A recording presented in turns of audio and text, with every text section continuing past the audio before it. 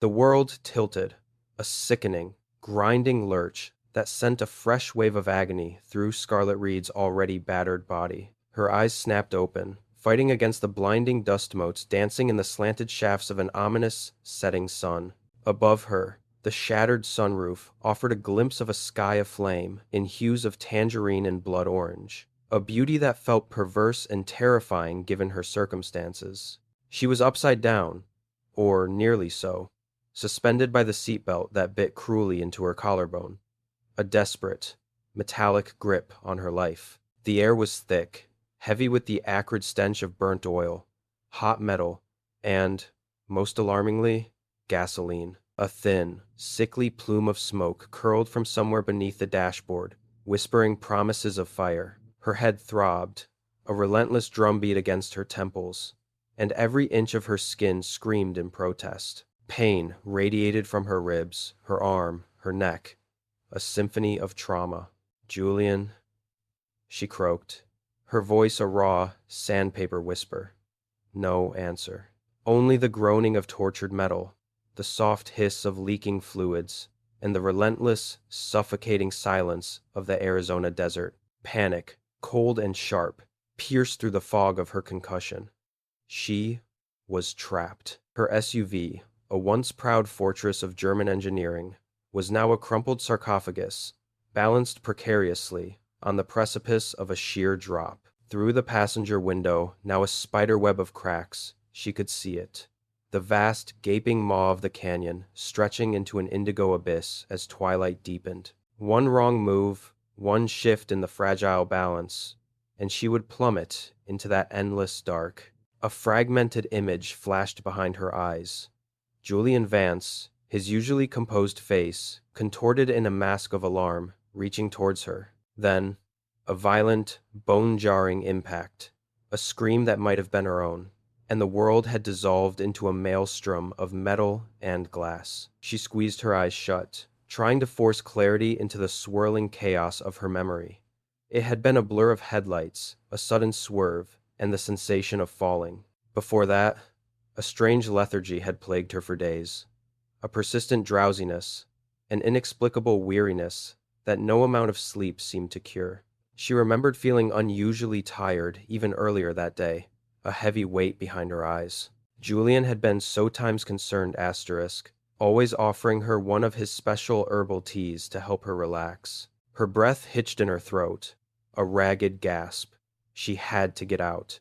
The metallic tang of blood filled her mouth, and she realized her lip was split. She began to test her limbs, a slow, agonizing assessment. Her right arm felt useless, a dead weight, but her left seemed to respond, albeit with sharp jolts of pain. With a groan, she fumbled for the seatbelt release. It was stiff, jammed. Frustration, hot and desperate, flared. She tugged, strained, sweat beading on her forehead despite the creeping chill of the desert evening. Finally, with a sharp click, the mechanism gave way. She fell, not far, but hard, onto the collapsed ceiling of the SUV, which was now the floor. A fresh wave of dizziness washed over her, making the jagged edges of the canyon outside the window swim. Lying there, disoriented, her left hand blindly searched for something to brace herself against. It brushed against something soft, familiar. Her purse. It lay half tucked beneath the passenger seat, its leather flap gaping open. A jolt, like a tiny electric shock, went through her. The clasp was undone. Her wallet, usually nestled securely inside, was pulled out slightly, almost as if it had been disturbed. A flicker of memory, hazy and unsettling, surfaced from the depths of her concussion.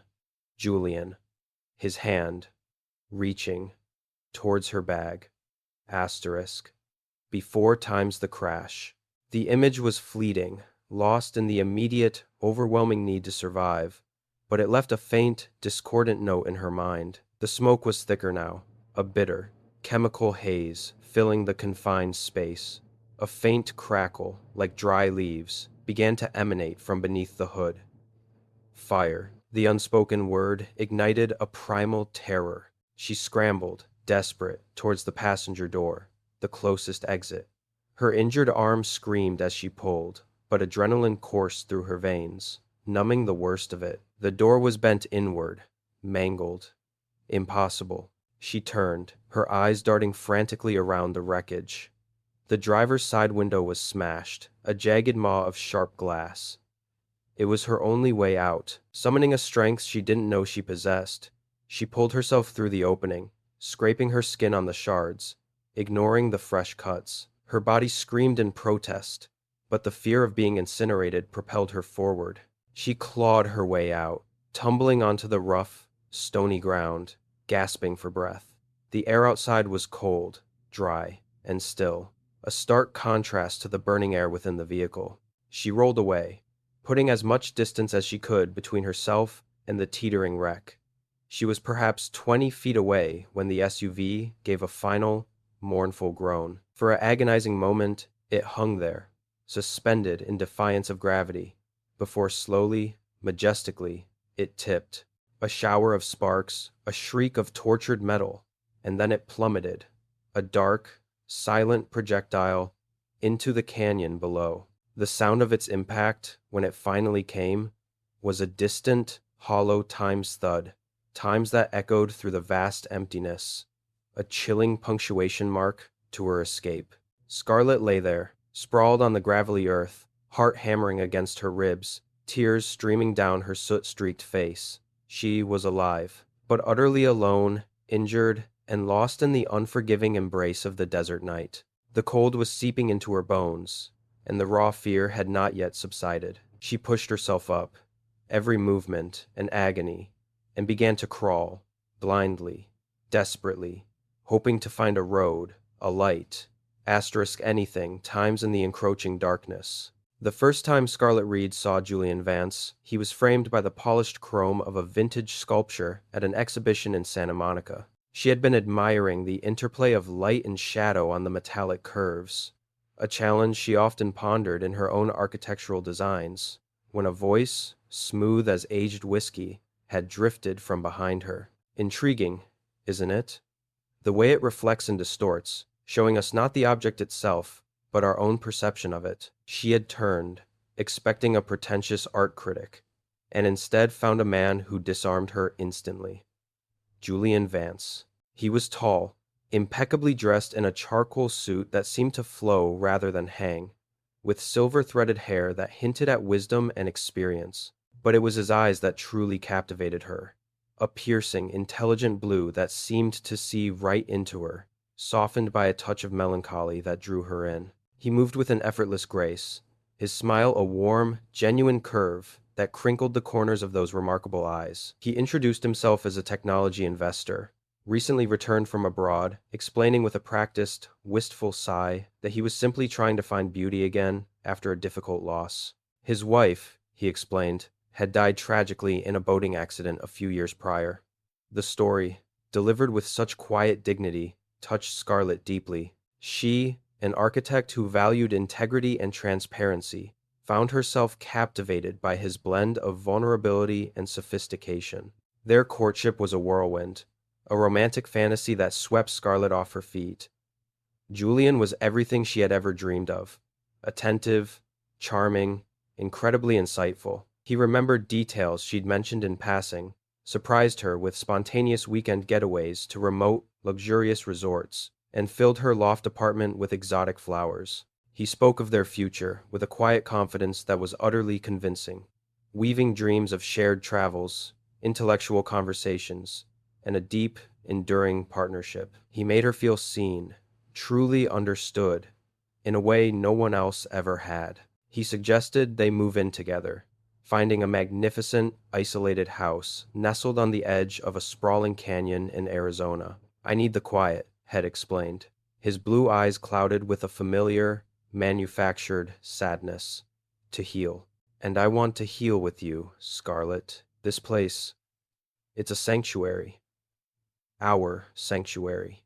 The house itself was a marvel of modern design, all glass and steel, blending seamlessly with the dramatic desert landscape. It was the kind of place she, an architect, would have designed herself. She'd fallen in love with the house as much as she'd fallen for Julian. Looking back, sprawled on the cold desert floor, nursing her wounds. Scarlett could now see the faint, almost imperceptible cracks in his perfect facade.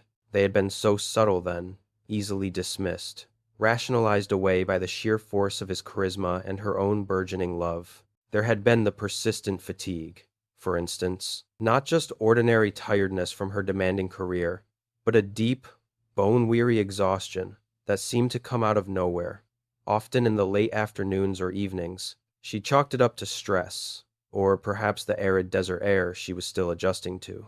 Then there were the headaches, dull, persistent thrumming behind her eyes, occasionally morphing into a sharp, piercing pain, and the inexplicable brain fog, moments where her thoughts felt sluggish, distant, as if she were viewing her own life through a veil. Julian had always been there, perfectly solicitous. "You look tired, my love," he'd say, his brow furrowed with concern, his hand gently brushing her hair from her face. "Let me make you one of my special herbal teas. It will help you relax, truly." The tea, a warm, fragrant brew, always tasted slightly bitter, but she trusted him. She drank it, grateful for his care, and inevitably, within minutes, a soothing drowsiness would wash over her, a comfortable oblivion. Shed always sleep deeply after his tea, too deeply, perhaps. Now, that comfortable oblivion felt chilling. The police eventually found her, or rather, she found them, stumbling onto the winding desert road just as a patrol car's lights pierced the pre-dawn gloom. The officers were kind, efficient, wrapping her in a thermal blanket and asking questions she struggled to answer coherently. And then Julian was there.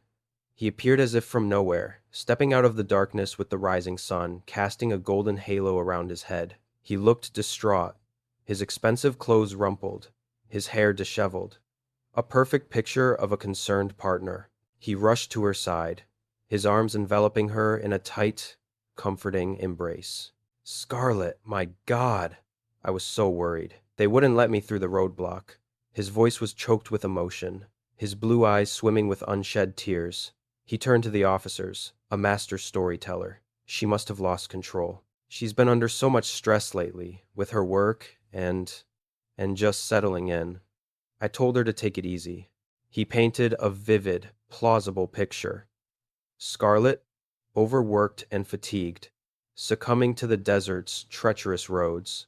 His explanation was smooth, articulate, and utterly convincing. Too convincing. As he held her, whispering reassurances, Scarlett felt a chilling sensation. His touch was warm, but his eyes, when he glanced at her, held a peculiar, detached calculation, a coldness that contradicted the grief etched on his face. He was performing, she realized with a jolt. A sudden, visceral wave of distrust washed over her, making her flinch imperceptibly. The memory of his hand reaching for her purse, the feeling of lethargy, his special teas, they all coalesced into a disturbing, nascent pattern. She spent a week in the hospital, mostly for observation, her injuries a testament to her miraculous survival. A concussion, a fractured arm, multiple contusions, and deep lacerations. Julian visited every day, bringing flowers, reading to her, doting on her with an intensity that, in her weakened state, felt both comforting and claustrophobic.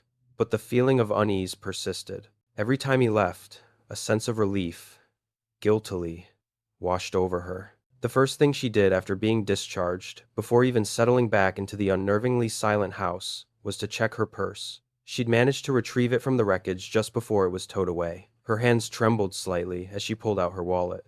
A knot tightened in her stomach. 2 of her credit cards were missing, her Platinum Amex and a lesser-used Visa. A significant amount of cash, several $100s shed, withdrawn for an upcoming trip, was also gone. She stared at the empty slots in her wallet, then at the gaping clasp of her purse. The memory, once a hazy fragment, sharpened into terrifying clarity. Julian, his hand, reaching for her bag.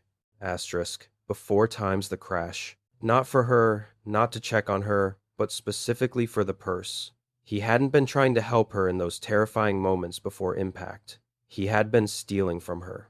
The implication sent a shiver down her spine that had nothing to do with the desert chill. She had been drugged, she realized. Those special herbal teas, The persistent fatigue, the brain fog. He had systematically incapacitated her, then staged the accident, intending for her to die, making it look like her own fault. And then, in the chaos, he had reached for her money. It was cold, calculated, monstrous. The house, once a sanctuary, now felt like a gilded cage. Every creak of the floorboards, every shadow cast by the setting sun, seemed to hold a sinister secret. Julian's presence, once comforting, now felt suffocating, menacing. She had to get out. She had to expose him. She spent the next few days planning, moving with a feigned normalcy that drained her. She pretended to be grateful for his care, allowed him to prepare her meals and her relaxing teas. Teas she now covertly poured down the drain when he wasn't looking. She began to make quiet, careful arrangements. A call to her lawyer, disguised as a casual check-in. A quick, whispered text to her sister, Bethany, about needing to get away for a bit. The night before she was due to leave, under the guise of visiting Bethany for recovery and sisterly bonding, Scarlett was in the kitchen, meticulously cleaning up after a light dinner Julian had prepared. She'd been feeling particularly agitated, her nerves frayed from the constant pretense. She planned to pack a small bag, then feign sleep, slipping out of the house in the dead of night. Suddenly, a faint, acrid smell pricked her nostrils. She sniffed, a frown creasing her brow. It was subtle at first, then stronger, sharper. Gas.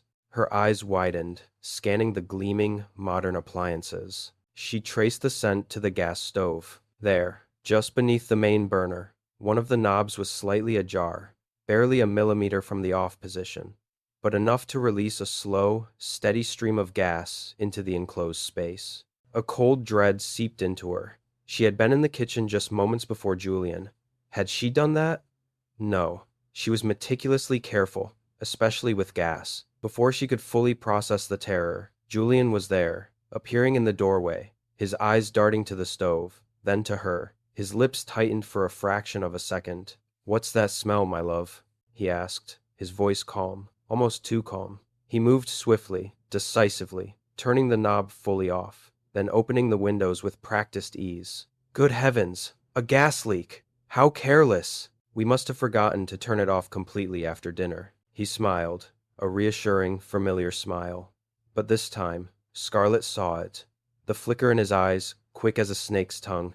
A brief, predatory glint. It was the same cold calculation she'd seen at the accident site. He hadn't been surprised. He had anticipated it. He had caused times it. He had waited. Waited for her to be alone in the kitchen. Waited for the gas to build up just enough. Waited for her to turn on a light, perhaps, or for a spark from the refrigerator compressor to ignite the inevitable. A small fire, a tragic accident for a woman still recovering from a near-fatal car crash. Another death, another insurance payout. He had tried to kill her again, right here, in her own home. The revelation hit her with the force of a physical blow. The air rushed from her lungs, leaving her dizzy and nauseous. He wasn't just a con artist. He was a murderer. A cold-blooded, methodical killer. She was living with him, sleeping under the same roof, pretending to be oblivious while he plotted her demise. A surge of icy resolve coursed through her veins, replacing the terror. She would not be his next victim. She would not be another statistic. Julian Vance had underestimated her. She would escape, and she would unmask him, no matter the cost. Her life depended on it. Chapter 2. Echoes from the Abyss. The desert night stretched out, an inky canvas punctured by a million distant stars. But within Scarlett Reid's temporary sanctuary, the air crackled with a different kind of darkness. She had driven for what felt like an eternity, the physical pain, a dull counterpoint to the sharp terror that still gnawed at her. Her mind replayed Julian's chillingly calm face, the casual dismissal of the gas leak, the glint in his eyes that had confirmed her worst suspicions. He had meant to burn her alive. The thought sent another wave of nausea through her, forcing her to lean against the cool plaster of Bethany's guest room wall, her breath coming in ragged gasps. She had left the Arizona house under a veil of manufactured indignation, choosing a flimsy argument about Julian's controlling nature. "I need space," Julian, she had insisted, her voice trembling with an emotion that was half fear, half feigned anger. I need my sister. I can't breathe here. His eyes had narrowed, a fleeting shadow of suspicion crossing their depth, but his lips had curved into a practiced, wounded smile. My love, I only worry for your safety after what you've been through.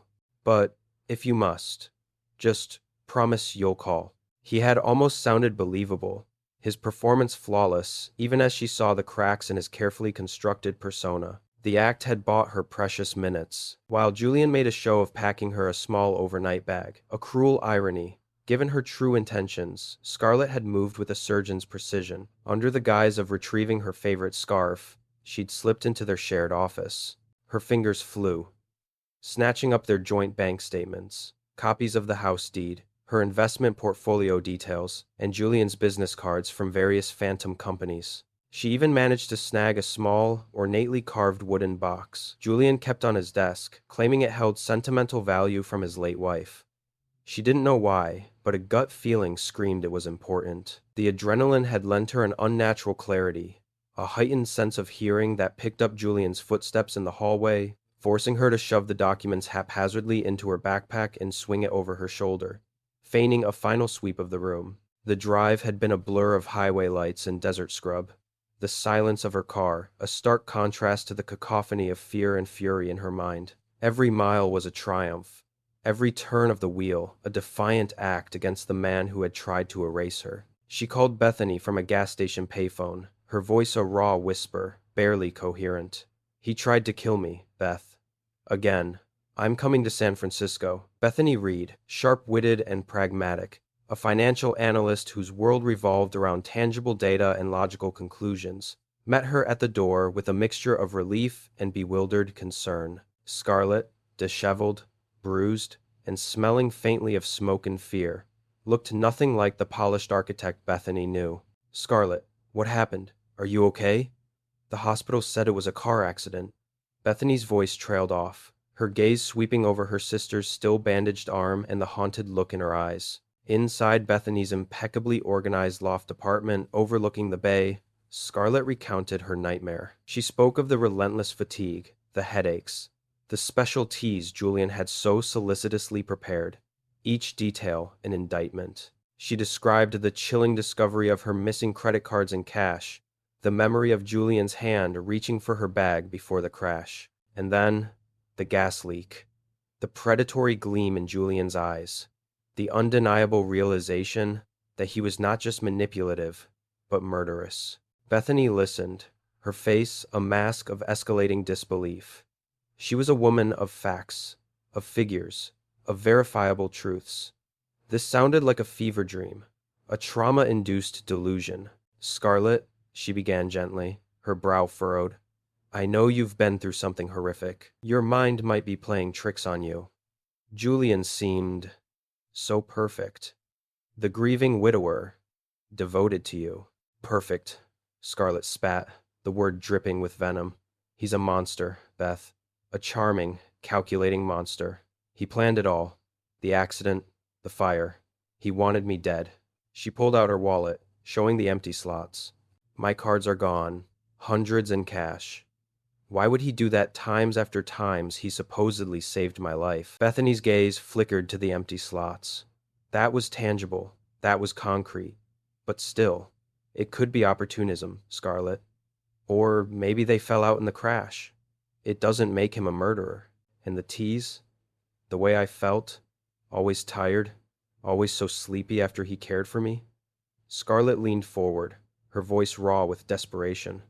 And the gas leak, Beth! He was in the kitchen, just moments before. I found the knob turned. He didn't just times forget times, to turn it off. He said it. He wanted me to die, and he wanted it to look like another accident. Don't you see? It's too perfect. Asterisk. He's times too perfect. Bethany ran a hand through her short, practical bob. Scarlett's conviction, the sheer, unadulterated terror in her eyes, was starting to chip away at her logical defenses. The missing money, the gas leak, it wasn't just a random assortment of events. There was a narrative, chillingly coherent, emerging from Scarlett's fractured memories. Okay, Bethany said slowly, her analytical mind already shifting gears. Let's assume for a moment you're right. What would be his motive? Money, Scarlett stated unequivocally. Insurance. He made such a big deal about updating my life insurance policy when we moved in. Said it was standard for couples. A cold dread began to coil in Bethany's stomach. Insurance. Death. Julian's tragic loss of his first wife. It was a pattern she knew how to spot.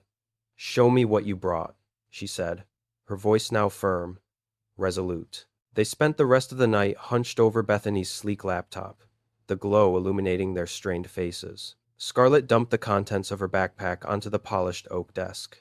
The bank statements, property deeds, and the small wooden box. Bethany, in her element, began to sift through the digital paper trail. She cross-referenced Julian Vance's name, not just with their joint accounts, but with public records, deep web searches, and specialized financial databases.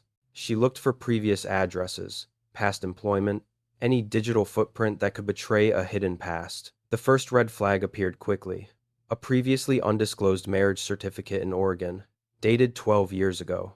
The wife, a wealthy heiress, had died in a hiking accident, a fall from a cliff, accidental death, a substantial insurance payout to her widower, Julian Vance. Bethany's fingers flew across the keyboard. Another marriage, in Florida, 9 years ago. A woman found dead in a house fire. Electrical fault.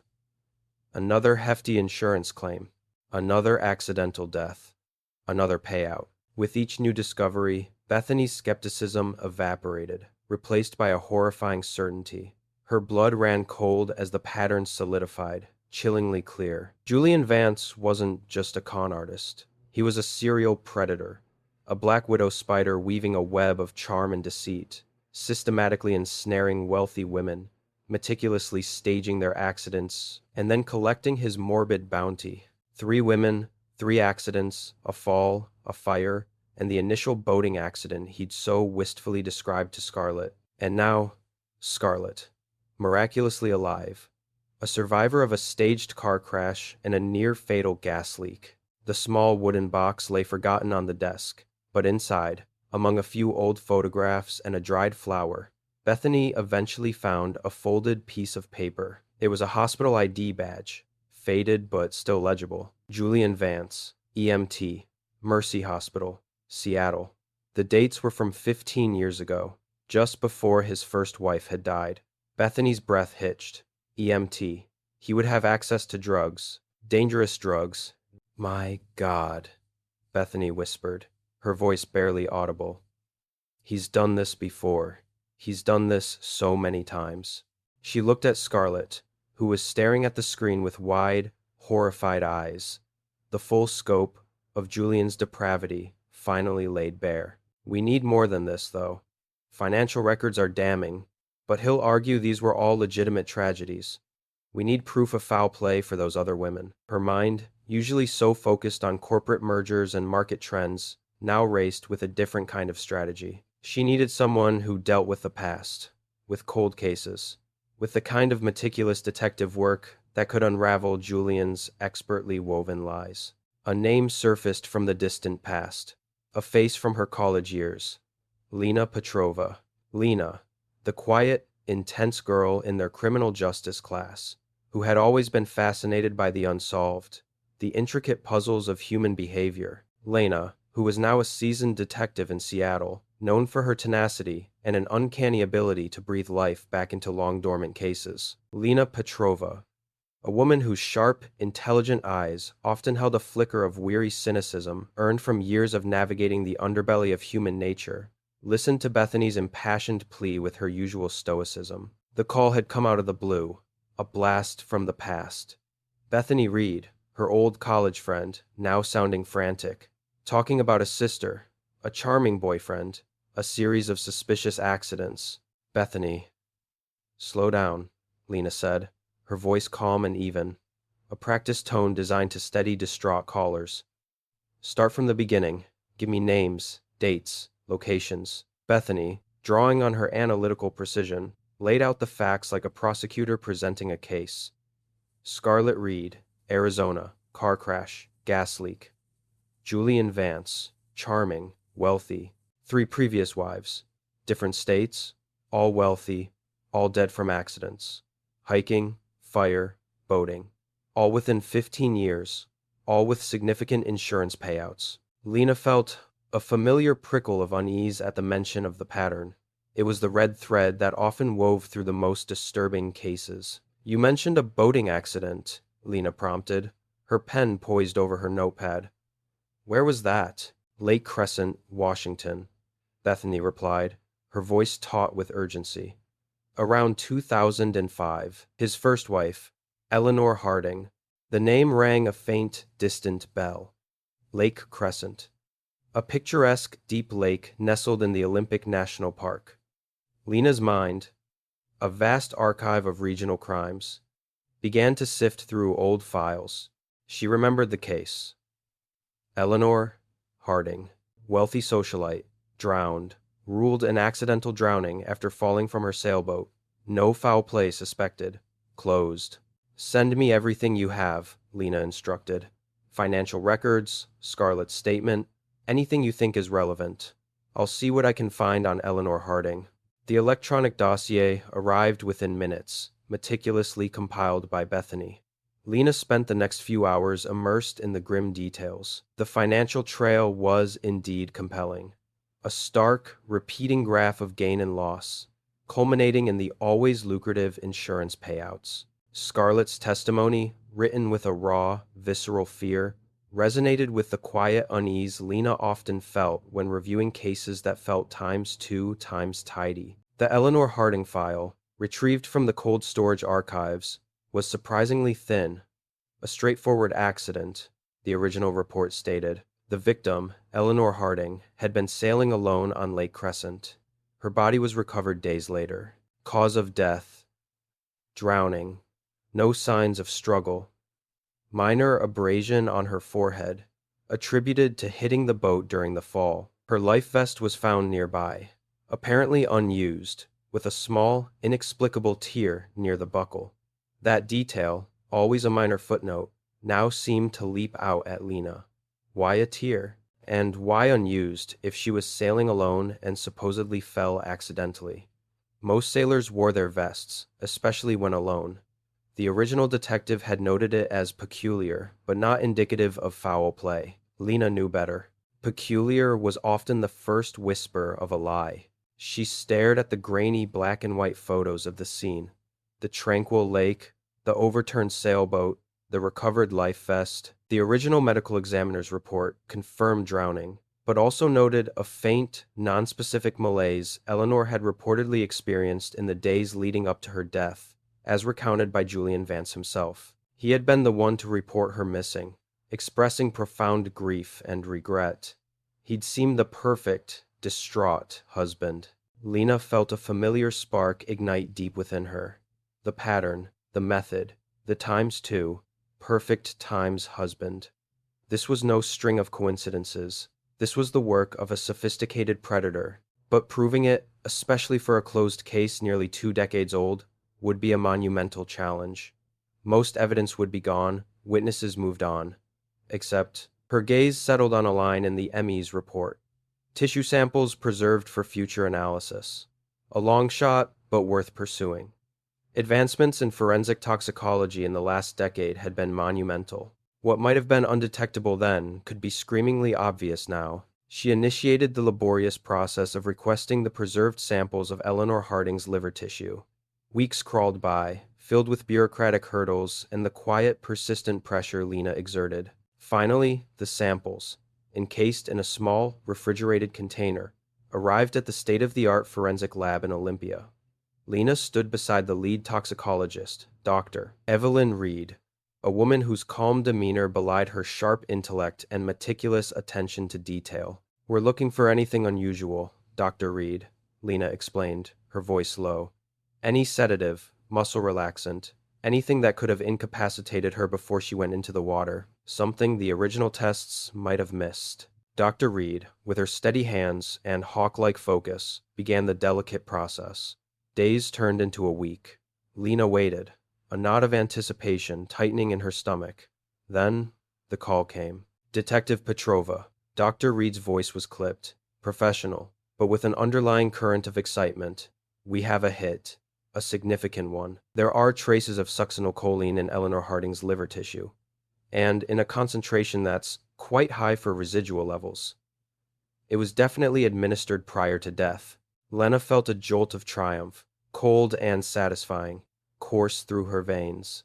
Succinylcholine, a powerful neuromuscular blocker, a muscle relaxant primarily used in medical settings to facilitate intubation or induce temporary paralysis. It caused rapid, profound muscle weakness and respiratory arrest. A perfect drug for faking an accidental drowning. Administered, it would render a person helpless, unable to fight as they slipped into the water, unable to cry out for help. The body would then metabolize it relatively quickly, making it hard to detect in older samples without the most advanced techniques. And how would Julian Vance have access to something like that? Lena mused aloud, her mind already connecting the dots. It's prescription only, highly controlled, Dr. Reid explained. Typically found in hospitals, operating rooms, ERs, anesthesia, critical care, or, of course, if someone has a medical background, say an EMT or a nurse. Lena's eyes widened. She remembered the small detail from Bethany's file.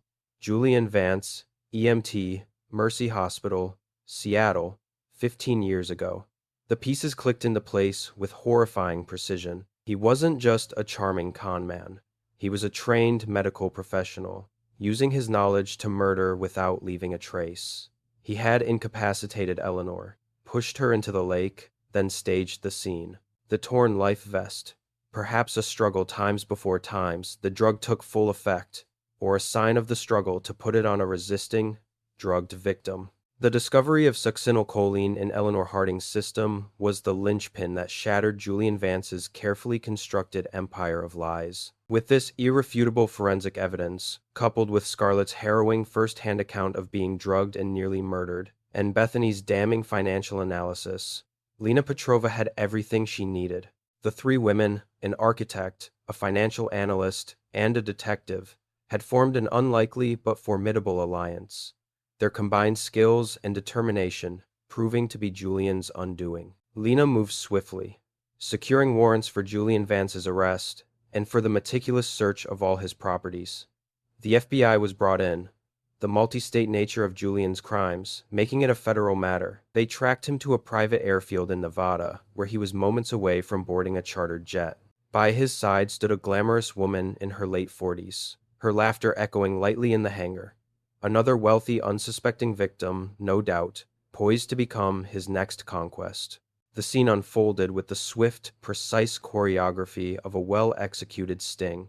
SWAT teams moved in, their commands sharp and authoritative, startling the quiet evening air. Julian Vance, caught entirely off guard, froze, his charming facade crumbling into a mask of pure, unadulterated rage. He tried to speak, to charm, to manipulate, but his words died in his throat as the new woman in his life stared at him, her face a canvas of dawning horror and betrayal. She had just seen her future, and it was a watery grave, a fiery inferno, or a plummet down a canyon. The trial was a media circus, a chilling exposé of a charming psychopath. Scarlett Reid, her voice clear and strong despite the lingering trauma, testified to the systematic drugging, the terrifying car crash, the calculated gas leak. She described the cold, calculating look in his eyes, the subtle shift from devoted lover to remorseless killer. Bethany Reid presented a meticulously detailed financial timeline, tracing Julian's web of deceit across state lines,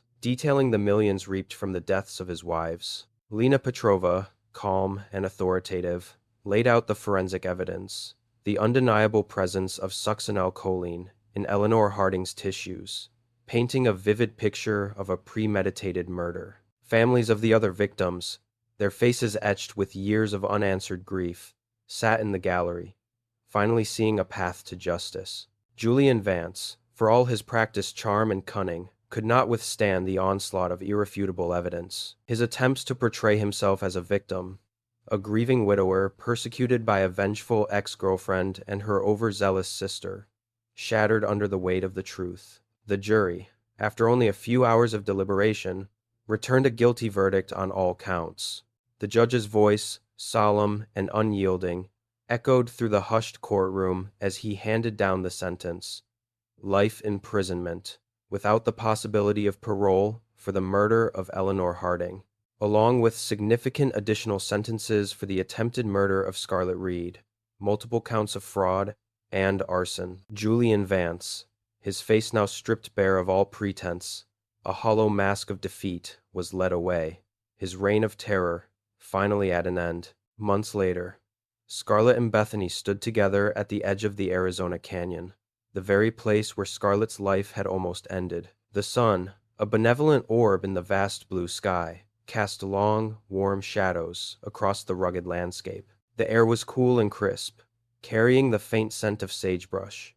The site of the crash was now just a distant memory, the scars on the earth slowly fading. They stood in silence for a long moment, the canyon stretching out before them, no longer a symbol of terror, but of survival. The echoes of fear had finally begun to subside, replaced by a quiet sense of peace. Scarlett reached out, taking Bethany's hand, her grip firm and grateful. The journey had been arduous, fraught with peril and heartbreak, but they had faced it together. Justice, though slow and hard won, had been served. "It's finally over," Scarlett whispered, her voice tinged with a profound relief that settled deep in her bones. Bethany squeezed her hand, a silent affirmation. The sun dipped lower, painting the canyon walls in hues of orange and purple, a breathtaking display of nature's enduring beauty. The darkness that Julian Vance had brought into their lives had been exposed, vanquished, and now, under the vast, forgiving sky, the future stretched out, unblemished, and full of the quiet promise of healing.